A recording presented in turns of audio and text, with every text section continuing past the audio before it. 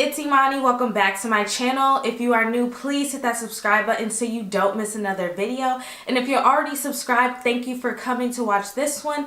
I really appreciate it. So in today's video, I wanted to talk to you all about preparing for an interview. As a recent college grad, I find myself always applying for jobs in my field, and I realized that I needed to research how to prepare for an interview so I can do my very best. And I came up with 6 tips, so I wanted to share them all with you. So if you find this video helpful, keep on watching. So tip number 1 I have for you is to research the company. By researching the company, you can see if you're a good fit for the position by just seeing what their culture is like, what they stand for, and see if your personality fits for that company. I suggest using Glassdoor.com. This is not sponsored at all, but Glassdoor is very helpful. I use it to apply for jobs, look for jobs, and read reviews on the company. They always have reviews. If it's a popular company, they have reviews, but a lot of people will say they thought this was a good fit for them. They really enjoyed working here. Some people will leave bad reviews. Some people will leave their interview experience on there. And researching the company is helpful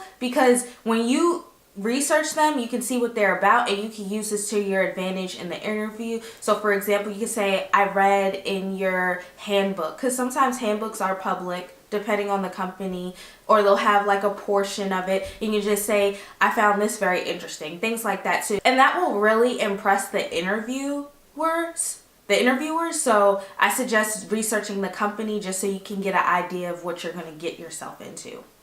So tip number 2 I have for you is to compare your skills with the job's qualifications. This is very important because, like I said in number 1, you will see if you're a good fit for this position, and a lot of employers want to see you be able to compare your experiences and your skills to their qualifications. So for example, if the job you're applying for wants you to have time management skills, you need to be able to reference your skills that you have to that job. So you can give an example as to how you use your time management skills effectively and what you do to stay on task. Things like that. I just suggest comparing because, you know, it helps.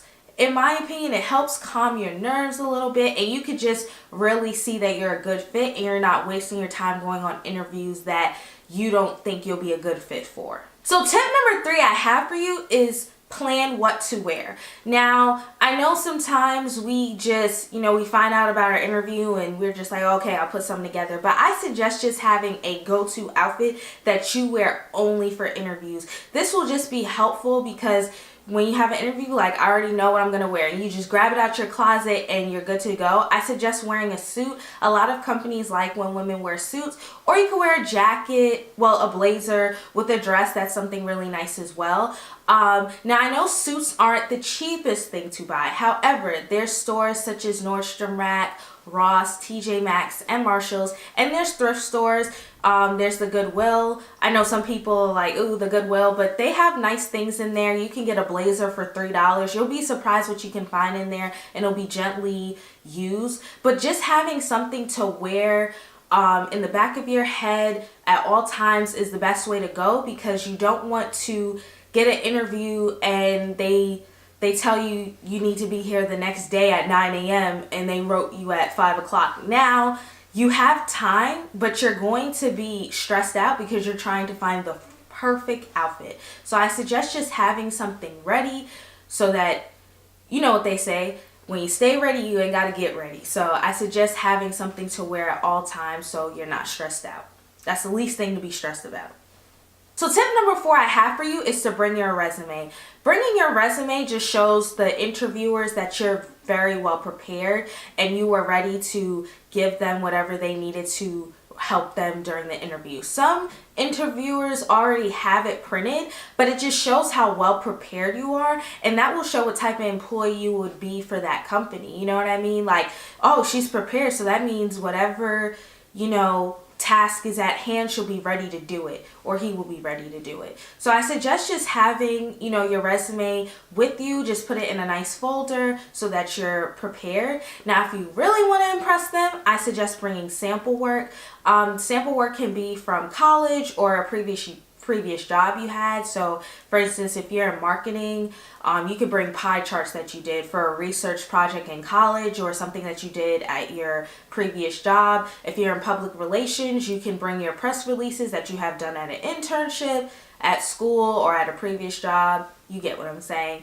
I suggest just bringing that because the resume shows like what you've done, but having actual proof and people being able to see your work at hand, it's like, oh wow, like this is really good. And you can leave it with them and they have something to look at, you know, throughout the hiring process and be like, she's really good, you know, let me, you know, or he's really good, let me bring him back. So, you know, just having those two just shows how prepared you are and how willing you are to go above and beyond for things that you want. Tip number 5 I have for you is to pay attention to nonverbal communication.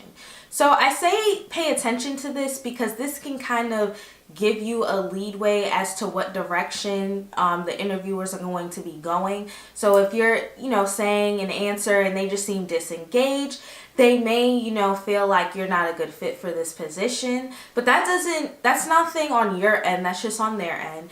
But you know, don't take it too seriously because you never know what kind of day they're having, but I would just pay attention to that because, you know, it will just, I feel like it'll ease your nerves a little bit, you know, after you leave the interview, because I know sometimes I'll leave an interview, I'm like, what's going on here, you know, like just kind of just on 10 because I don't really know.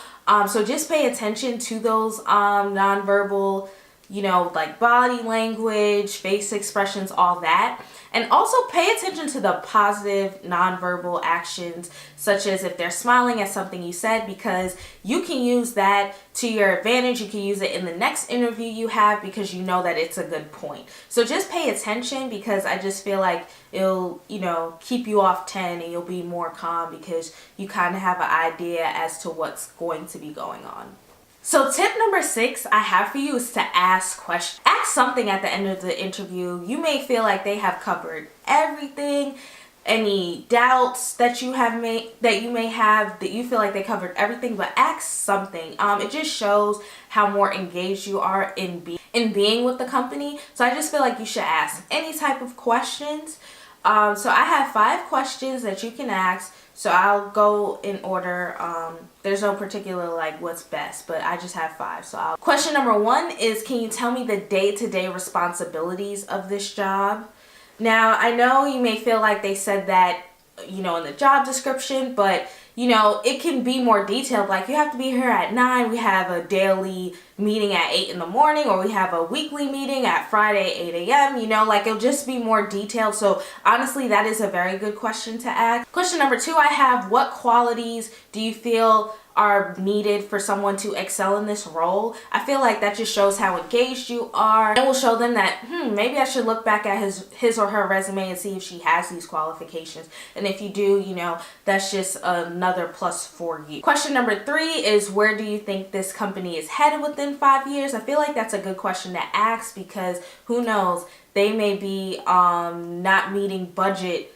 They may have not been meeting budget for the past 10 years, and who knows, they could be bankrupt in 5 years. Those are things to ask because, you know, these are careers that we're talking about, and nobody wants to just walk in one day and say, oh, we had to do some budget cuts, you're getting laid off. Nobody wants to hear that. So asking questions like that is not bad at all. Question number 4 is, what do you like best about working for this company? I feel like this is a personal question, and it makes the interview end on a good note because you're trying to get to know your interviewer. You get what I'm saying? And you're not just there for the job. Like, you really want to get to know the person and things like that. And they can give you good insight as to what is good about the company. They may reveal a little bit, you know, what's bad about it by just things they say. Pay attention to that, and you'll just be able to say, would I like working here? So I think, you know, questions like that are helpful, and it will help end the interview on a lighter note.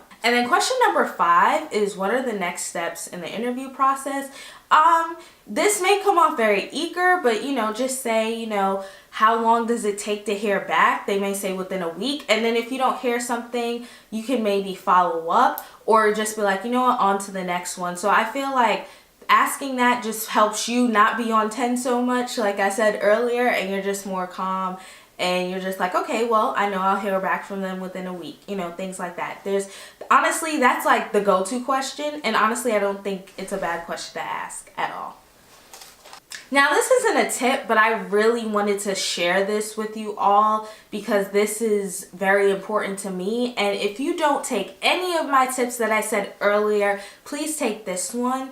I just want y'all to know that whatever is for you will always be for you. No man, woman, or child can take away what God has for you. So when you go on these interviews, try your best not to be nervous, because at the end of the day, if that job is for you, God's gonna put it in your hands, period. So don't feel nervous. Don't feel like you have to be, not yourself. Be yourself at all times, because if they don't like you for you, that job was not for you. I just want y'all to know this, because I know sometimes we may need a new career, a new job, or just a job, period. And, we feel discouraged if we don't get what we necessarily wanted, but maybe that wasn't for you. Like me recently, I had went on a job interview and I really wanted the job because it was in a good company, but it wasn't in my field. But I was like, you know what?